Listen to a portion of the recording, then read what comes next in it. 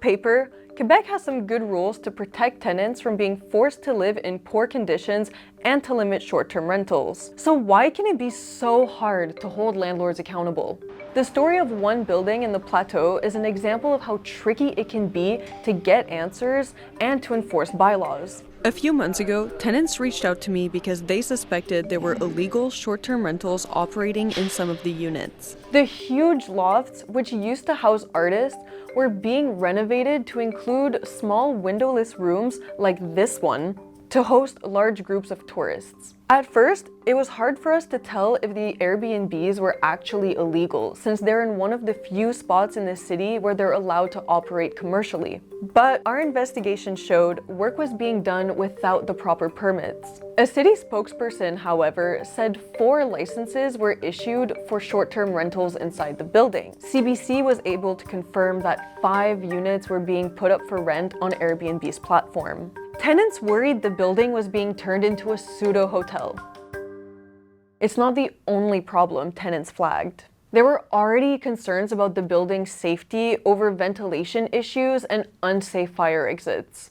Generally, I feel now unsafe. There were also problems with mice and mold, though some of those issues have since been addressed. It wasn't so easy to untangle the issues here. Should short-term rentals be allowed in buildings plagued by fines from the city, building inspectors, the fire department, even in zones allowed by city bylaws? The agencies responsible for oversight work in silos and don't share information unless they're asked to.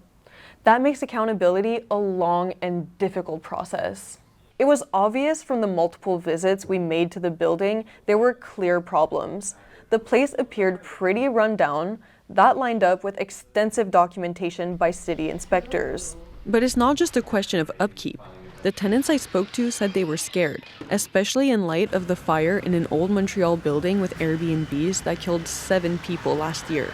I was bounced around from one agency to the next. The Plateau Montréal Borough, the City of Montreal, the Airbnb Task Force, the Régie du bâtiment du Québec, Revenu Québec, the Commission de la construction du Québec, Corporation de l'industrie touristique du Québec, the Provincial Tourism Ministry, the Fire Department. Over the years, the landlord was issued thousands of dollars in fines. Since we started our investigation in the summer, inspectors visited the building several times. The Airbnb listings have been pulled off the website, but sometimes they reappear, usually overnight or on the weekends, only to be taken down again. While there are good rules on the books to protect tenants, some experts say there are too many cooks in the kitchen and the rules are hard to enforce. The simple answer is that they have so far been betting that they're not going to get fined, and probably they've been winning that bet. You know, that the enforcement here in Montreal just hasn't been that good on this issue. And, you know, I think there are reasons to hope it's changing. We reached out to the landlord several times and didn't get a response.